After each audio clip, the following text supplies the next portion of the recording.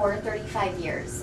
What made you decide to go into the business in the first place? Well, actually, I was in full-time broadcasting for 47 years. Okay. And since then, I have been part-time doing a lot of writing. So I still consider myself in journalism, albeit more heavily into opinion journalism than I was previously. What was the, what actually made you want to go into the business of journalism? I became a real fan of a guy who he had his faults, but he was a strong conservative from the get-go. A guy named Wes Vernon. He became so infamous to the liberals that they even made a Broadway show about him, panning him. But I liked the guy. He said what he thought. And so he and George Sokolsky, and then later Fulton Lewis Jr., Paul Harvey, they all gave me my inspiration to want to go into journalism. And I knew that I couldn't just start out as an opinion journalist. That's what I wanted to do ultimately, but I knew that, you don't get to be an opinion journalist, at least in those days you didn't, without paying your dues first. I knew I'd had to pay my dues. I must say, since I retired, I've been the only experience I had with opinion journalism before I retired from CBS was that I worked at a radio station where I wrote and voiced editorials that got somebody there on my case for life that I mentioned, tried to blackball me. But when I finally retired, and I did a lot of opinion journalism, and you might put that under the heading of free at last. So there was somebody who, because of your conservative views, kind of followed you throughout your life and tried to blackball you with different employers. Right. Is he still around, or? I don't keep up with him on a regular basis, but the last I heard, he was still around. Okay, and he still has this vendetta against you? Apparently. So once you got to CBS Radio, you were always a conservative, but did you kind of have to hide your conservative leanings when you were working there? Yes, I did. I went through, after I had had this experience with my editorials, I was advised by family people who had been in broadcasting to play a kind of a low profile on it for a while, at least to the point where I didn't have to sacrifice my entire career because of it. Yeah, to make a long story short, yes. I didn't go around the newsroom parroting liberal lies. I just kept my mouth shut on what I thought about anything. While you were at CBS, I know that you covered the end of Dan Rather's career. While you were with CBS, did you ever get a chance to meet him? Oh, sure, several times on the elevator and so forth. Yeah. What was your impression of him as a conservative journalist? Well, the same impression that I think most conservatives had of Dan. He was more blatant even than Walter Cronkite. Once Walter Cronkite retired, I guess he took a free at last attitude too, because he went far over the top with his left-wing ideas, I guess in the same way I've done with my right-wing quote-unquote ideas. So when did you get involved with accuracy in media? Well, I was a good friend of Reed Irvine. Some good friends of mine, Ed and Pat Huband, with whom I went to church, told me about him and said, when I started expressing some of my political views to them, they said, well, you know what, you ought to meet this guy who talks just like you about the media. At first they thought I was a liberal because I'd been with the media. But when they found out I was a conservative, they said, you ought to meet Reed Irvine. So I did. And Reed and I had some interesting conversations over the years. One of the most interesting was on the night that Alger Hiss died. The AP was coming across with this story that said that he had been cleared of being a Soviet agent by this fellow Volkoganov, who was with the KGB. And Reed had worked hard to correct it, and the media ultimately, to their credit, did correct it, but you know how that is. The truth never catches up with the lies, if the lies get there first. And so AP came out with this story, even though it's been discredited, saying that Alger Hiss had been cleared. And picked that story up. First person I called, the only person I called right away was Reed. And he said, "Oh no," he says, he got to AP right away. And sure enough, in a day or two, they corrected it. And so did much of the media that followed the story. So you've been in both. Now you're in print. You were in radio. I'm in print and internet. Okay. I occasionally do some voiceovers. Okay. Commercials Yeah. for radio and television, but most of that's occasional. Okay. Both in radio and in print journalism, though, the industry has changed so much over the past few decades. Where do you see the future of journalism going, especially since some media analysts are saying that newspapers are becoming obsolete? Well, I'm skeptical that they'll become completely obsolete. I know the New York Times is losing money by the millions, both money and readers by the millions. I mean, I subscribe to them for 25 years, and I still get solicitations from them, letters in the mail saying, "Please come back, we'll give you this cut rate," and blah, blah, blah. I tell you, I stopped subscribing to the New York Times. At the end, I was just subscribing to them on Sundays.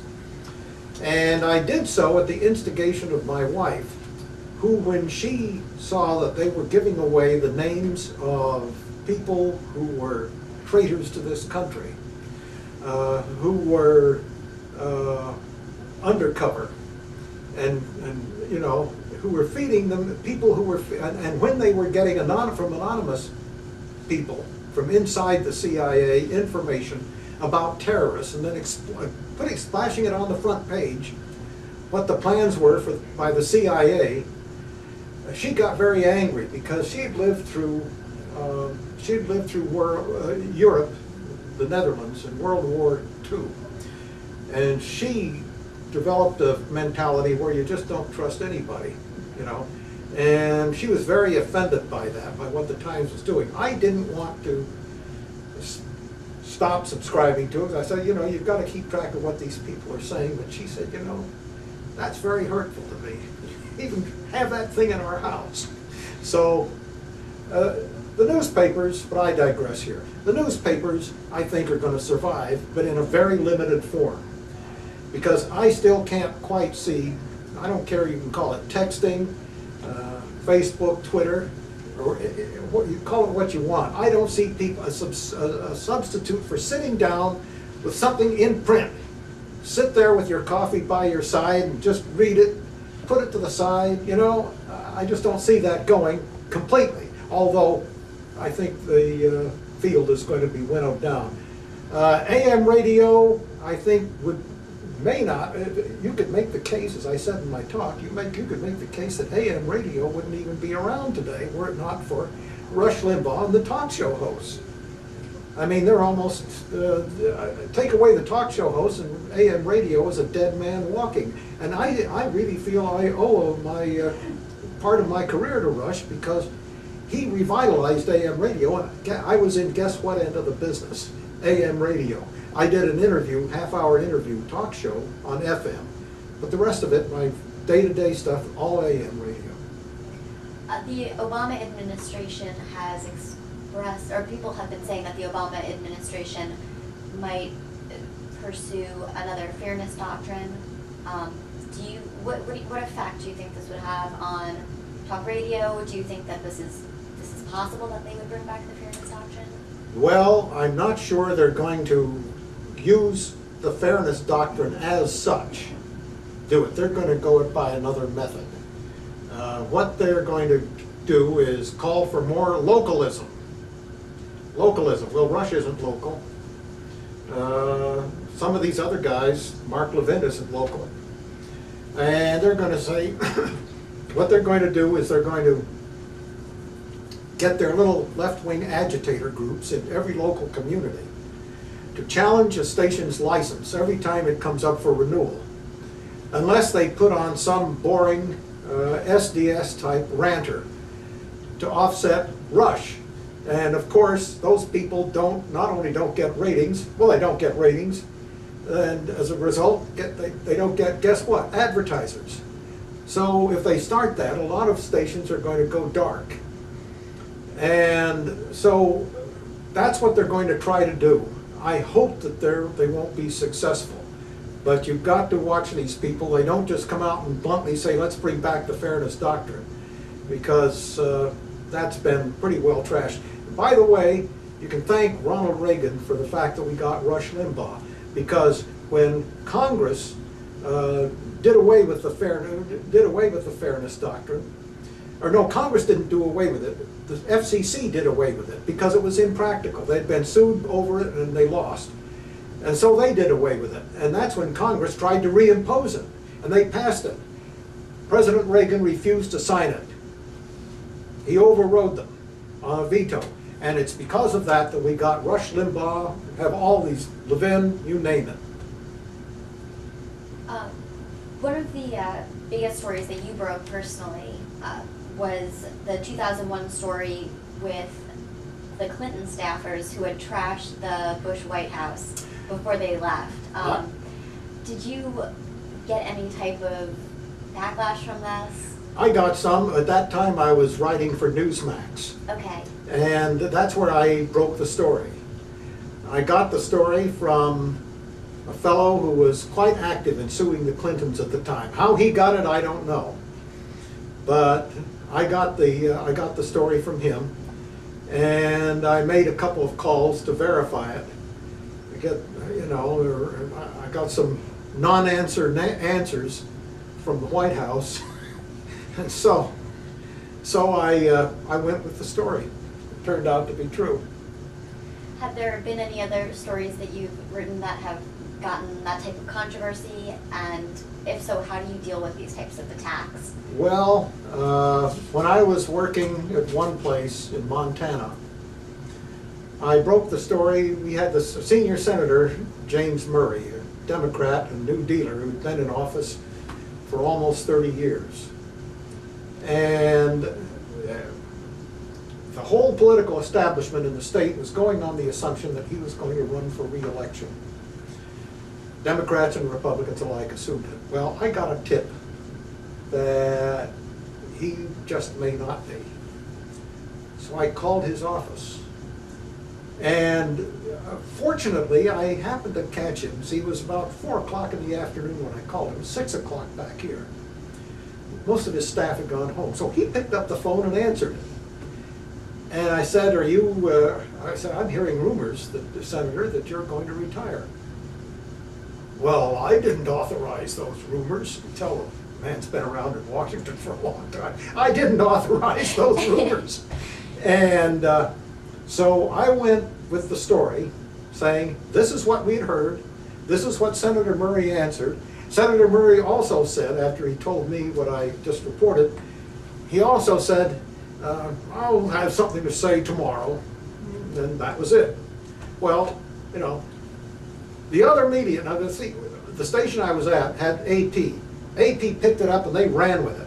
Next day the newspapers were splashing it on their front pages. The other stations in town had UPI, and they were trashing the story. And they were going on and saying it's just a sheer rumor and blah, blah, blah.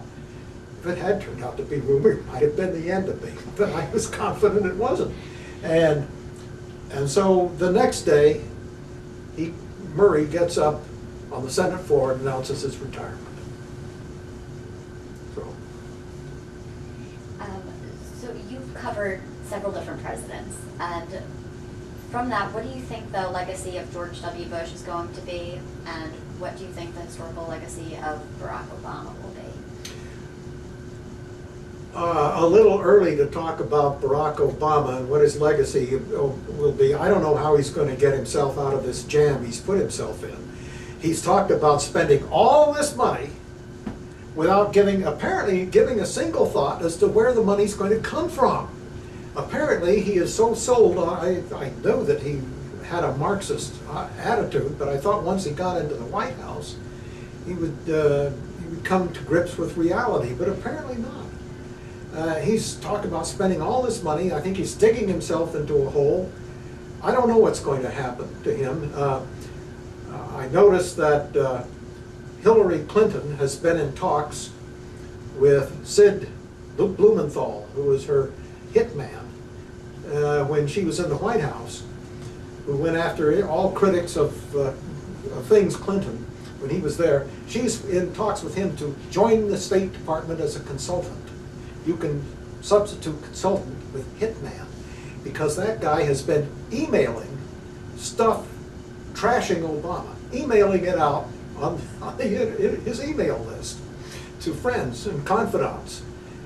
And so you have to wonder if she isn't gearing up. She sees blood in the water there. Maybe she's gearing up to run against him in 12. I don't know. Or maybe they're going to dump the crazy uncle, Joe Biden, and put her on the ticket as VP. I just don't know what's going to happen.